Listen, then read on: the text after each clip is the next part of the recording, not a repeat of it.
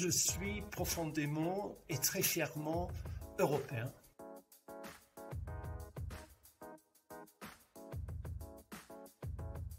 Bien sûr que l'Union ne communique jamais assez sur son action, mais la crise est bien particulière. C'est une pandémie qui demande des réponses non seulement plutôt nationales, mais surtout régionales, parce qu'il y a des foyers particulièrement locaux.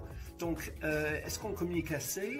Évidemment, si l'Union européenne fait quelque chose, si les membres font quelque chose, par exemple, l'initiative du président Macron et de la chancelière Merkel a été largement communiquée partout et pour cause. Donc, l'Union européenne a fait ce qu'elle peut dans la plus grande crise depuis la Seconde Guerre mondiale. Et un moyen très simple de renforcer l'information, c'est de passionner les Européens passionnés que nous sommes par l'Europe, ou de les écouter, de leur donner un moyen au moins d'exprimer cette passion. C'est parce qu'on peut publier tous les communiqués qu'on veut. En fait, il faut intéresser les gens, il faut les prendre un peu par les émotions parfois. C'est ce que je reproche aux institutions européennes, c'est qu'il y a des millions d'Européens, comment ils sont très fiers d'être Européens.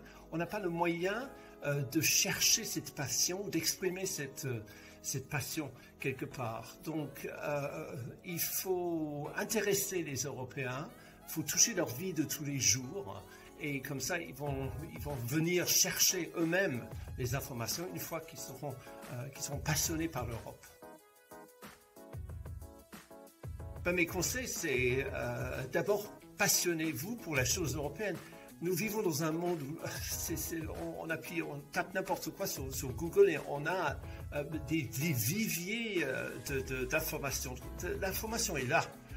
Ce qui n'est pas toujours là, c'est la passion, c'est la culture, c'est les chansons, c'est les feuilletons à la télé, c'est les langues, c'est les choses, c'est la bouffe, c'est les voyages, le tourisme, le fait de faire des stages. Tout ça, si on encourage les Européens à s'intéresser, à vivre l'Europe, ils vont chercher par eux-mêmes les informations dont ils ont besoin. Parce que les informations, elles sont là. Parfois, la passion n'est pas encore.